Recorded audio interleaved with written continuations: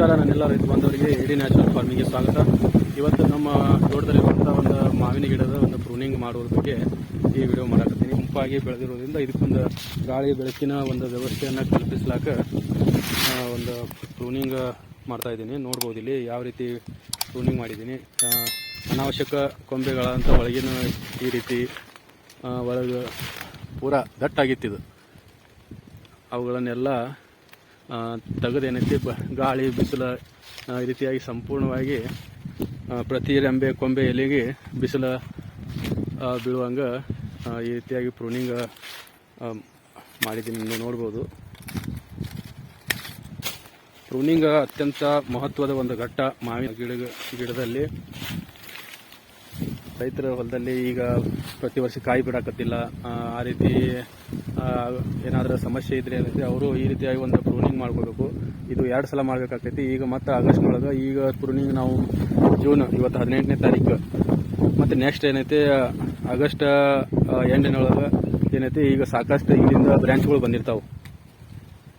ಬ್ರ್ಯಾಂಚ್ಗಳು ಇಲ್ಲಿಂದ 4-5 ಗುಂಪಾಗಿ ಬ್ರ್ಯಾಂಚ್ಗಳು ಬಂದಿರ್ತಾವೆ.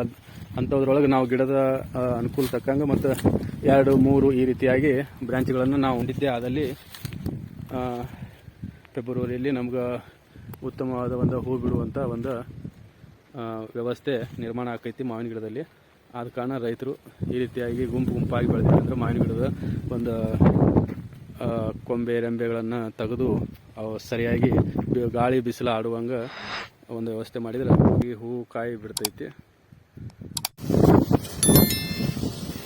ಈ ಪ್ರೂನಿಂಗ್ ಆದ ತಕ್ಷಣ ರೈತರು ಅವು ಮಾವಿನ ಗಿಡಕ್ಕೆ ಗಾಯ ಆಗಿರ್ತೈತಿ.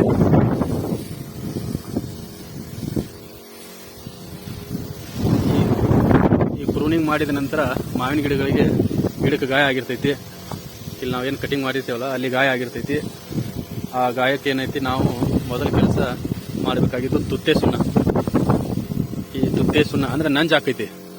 ಅಲ್ಲಿ ನಂಜ ಆಗದೇ ಇರುವಂಗ ಈ ರೀತಿಯಾಗಿ ಎಲ್ಲ ಕಡೆ ಗಿಡದ ತುಂಬ ನಾವು ತುತ್ತೆ ಸುಣ್ಣವನ್ನು ಸ್ಪ್ರೇ ಮಾಡಬೇಕು. ಗಾಯ ಅದು ನಂಜಾಗದೇ ಇರೋ ಹಂಗೆ ಈ ರೀತಿಯಾಗಿ ಎಲ್ಲ ಕಡೆ ನಾವು ಎಲ್ಲೆಲ್ಲಿ ಕಟಿಂಗ್ ಮಾಡಿರ್ತೀವಲ್ಲ ಅಲ್ಲೆಲ್ಲ ತುತ್ತೆ ಸುಣ್ಣದಿಂದ ಸ್ಪ್ರೇ ಮಾಡಬೇಕು.